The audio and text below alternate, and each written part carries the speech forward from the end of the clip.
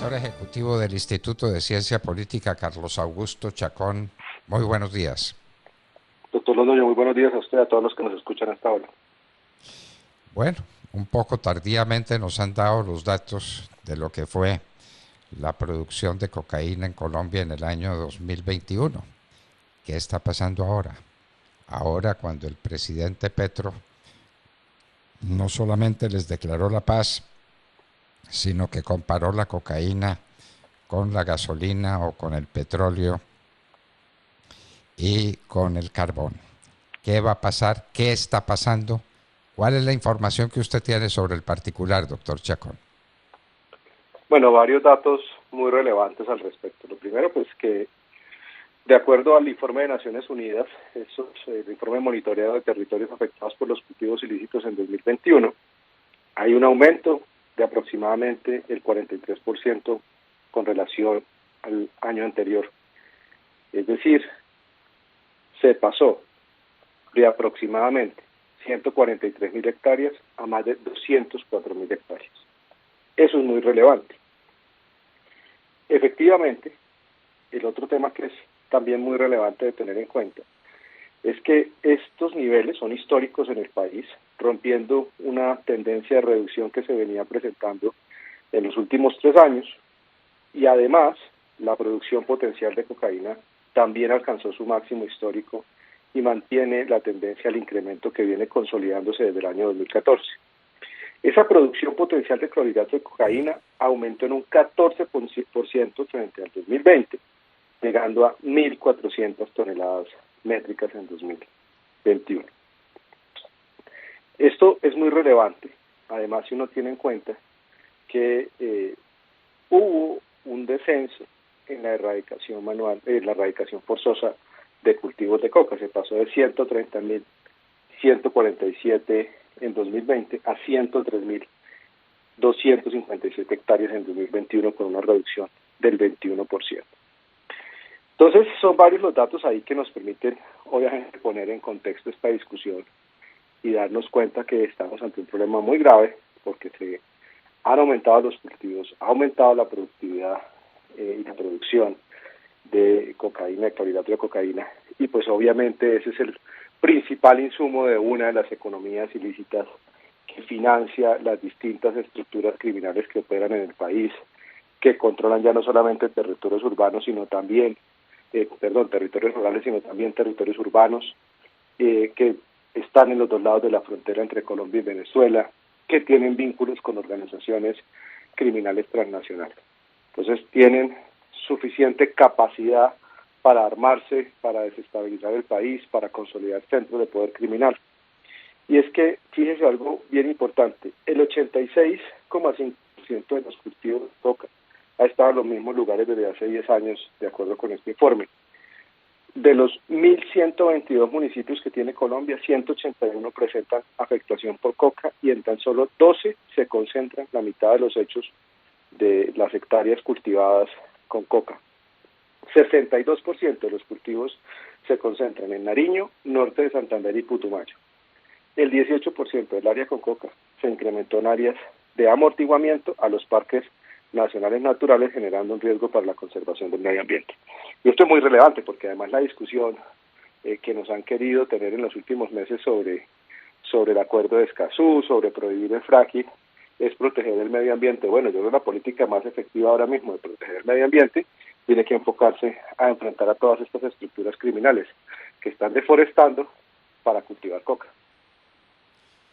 Y uno se pregunta, doctor Chacón, cuál va a ser la reacción de los cultivadores de coca, de las bandas armadas que se dedican al tráfico de este producto maldito, una vez que Gustavo Petro les ha declarado la paz y los ha invitado a conversar y ha dicho que el petróleo y que el carbón son tan malos como la cocaína.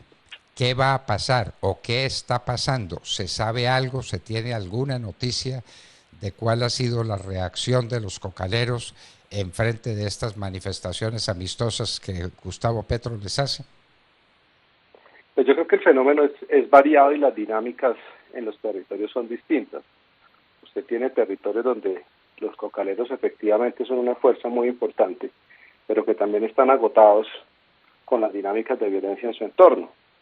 En otras regiones únicamente esto se debe al control armado y uso de la fuerza exclusivo de los grupos criminales vinculados al narcotráfico, que tienen unas dinámicas de sometimiento expreso.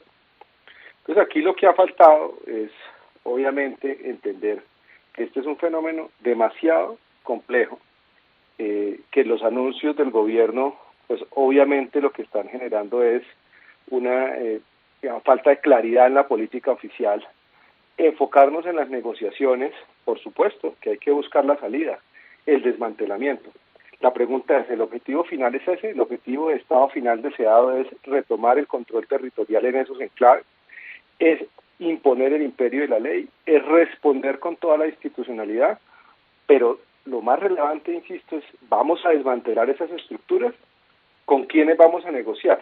¿Vamos a negociar con todos los representantes de la estructura o solo con una parte mientras ellos mantienen otras partes en las armas y en el negocio? ¿No? ¿Cuáles van a ser los incentivos que se van a crear? Esto es un tema de incentivos, esto es un tema, cuando usted salía a decir que no va a haber extradición, luego que sí, luego que solo en casos de reincidencia, luego que primero contar la verdad y luego y reparar a las víctimas y luego sí entonces será extraditado. Entonces hasta uno tener claro cuál es ese marco específico y que ese marco efectivamente se va a cumplir, ese marco de las negociaciones, quiero decir, de las reglas de juego para cada una, ya sea las negociaciones con el ELN y los acercamientos para los sometimientos a la justicia con los otros grupos criminales, incluidas las disidencias de las FARC. Pues si usted no tiene esas normas de juego absolutamente claras, va a ser muy complicado realmente llegar a unos procesos que nos lleven a ese estado final deseado. Es que no es negociar por negociar, es negociar para que el Estado retome el control de esos territorios, para que las estructuras se desmantelen, para que quienes se sometan a la justicia cuenten la verdad, reparen a las víctimas, etcétera.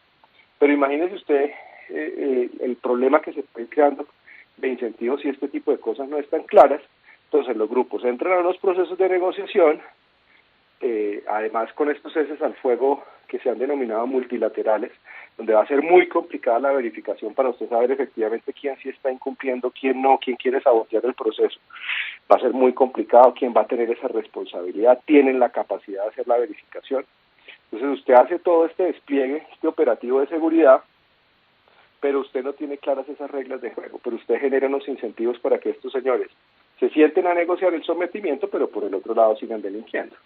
Mientras usted hace todo ese proceso que toma bastante tiempo, pues estamos viendo que existe un potencial enorme de producción de narcóticos en el país y eso va a llevar a que pues el negocio se siga consolidando o se desplace, porque entonces usted tiene unas áreas de intervención y si no cubre todo el territorio aledaño, pues lo que van a hacer es desplazar los cultivos y la producción de cocaína. Y si usted no se enfoca, sino solamente en los cultivos, que es un error, pero claro, además un error doblemente error, porque al usted no haber fumigado, usted parar las fumigaciones, pues permitió que esto llegara a este punto.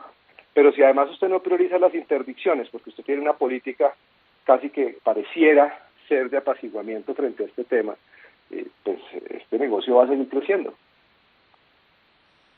Va a seguir creciendo en unas condiciones sencillamente escandalosas.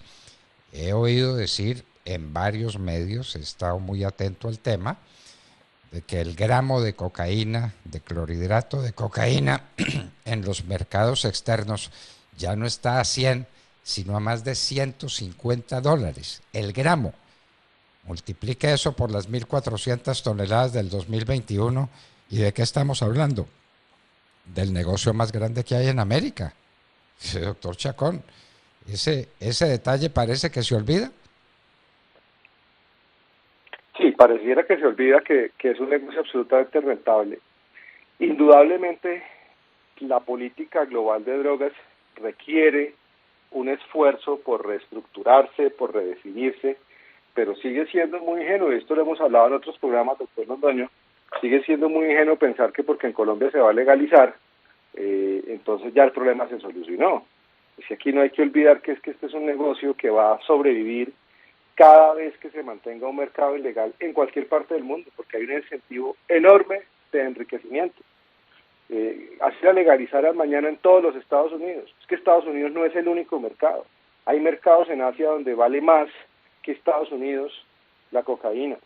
En Europa, todas las dinámicas de las economías ilícitas y las redes internacionales que controlan las economías ilícitas en torno al negocio del narcotráfico como el lavado de activos.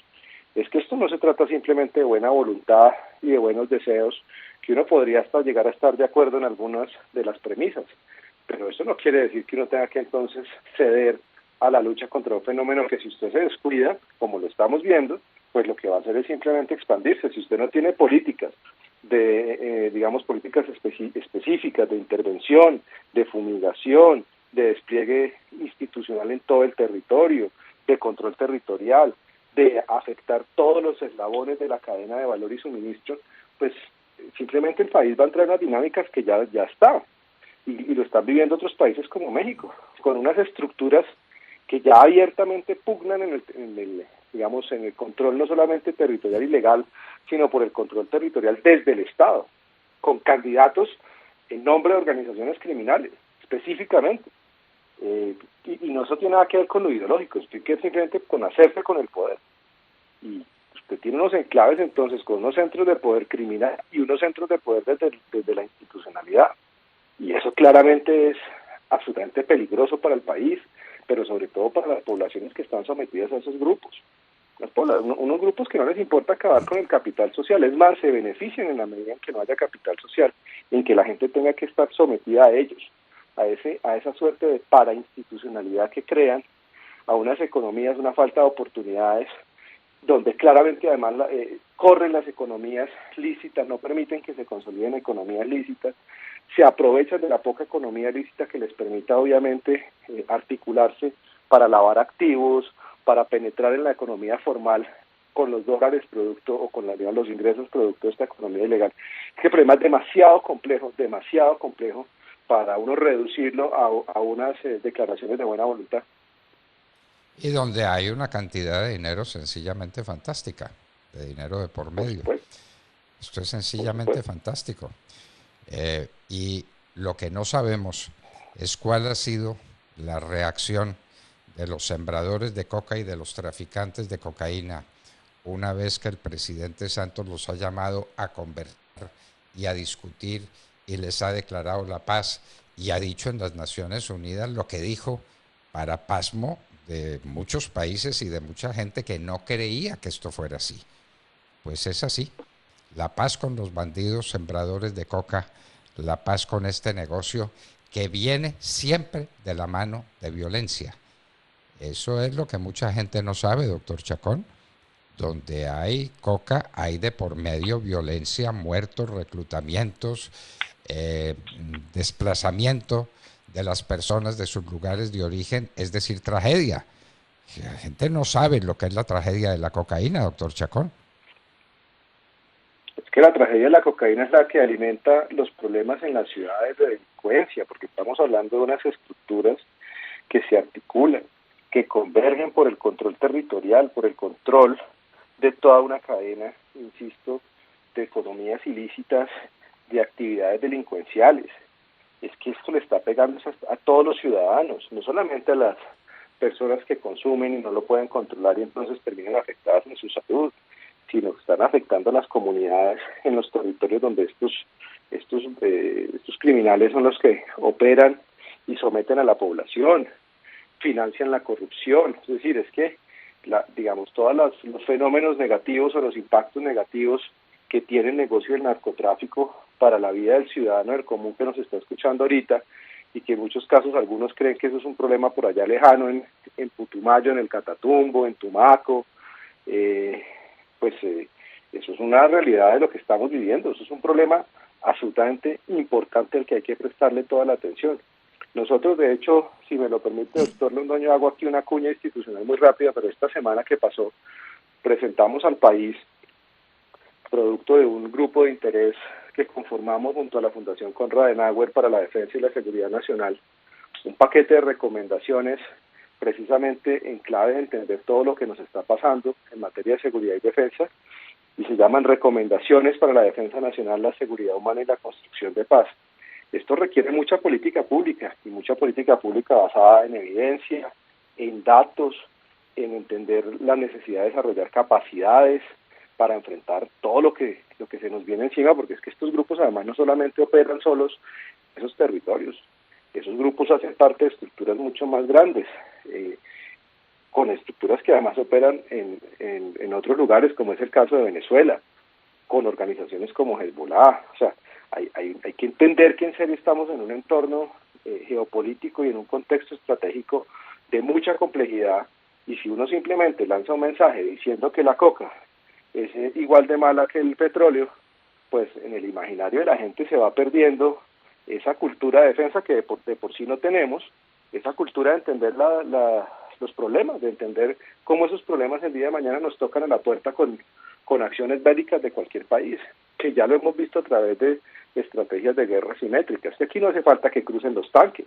aquí no hace falta que un avión haga un bombardeo como está haciendo Rusia en Ucrania, de una manera injustificada, además cometiendo crímenes de guerra. Usted puede hacer la guerra de distintas maneras, y el narcotráfico se ha vuelto un gran motor para las estructuras que ayudan a hacer esa guerra por otros medios, con medios de desinformación, con terrorismo, con el fortalecimiento de estas estructuras de crimen organizado, que claramente lo que crean son unas zonas muy complicadas donde el Estado ya no tiene presencia. Qué horror. Señor director ejecutivo del Instituto de Ciencia Política, Carlos Augusto Chacón, muchas gracias por acompañarnos en la Hora de la Verdad. Doctor Londoño, muchísimas gracias, un feliz día para todos.